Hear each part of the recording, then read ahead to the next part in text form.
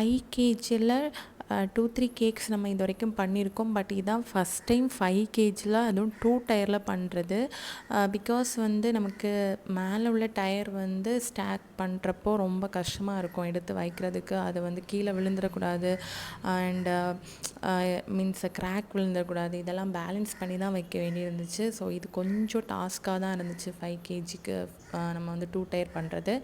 But ஃபினிஷிங்கெல்லாம் கொடுத்ததுக்கப்புறமா output பார்க்கவே சூப்பராக இருந்துச்சு. கூடவே நமக்கு வந்து இது ஃபஸ்ட்டு பர்த்டே கேக்னால ஒரு 30 கப் கேக்ஸும் வந்து ஆர்டர் கொடுத்துருந்தாங்க. அதுவுமே இந்த பிங்க் அண்ட் லைட் பிங்க் காம்பினேஷனில் வந்து அதுவும் ரெடி பண்ணி கொடுத்துட்டோம்.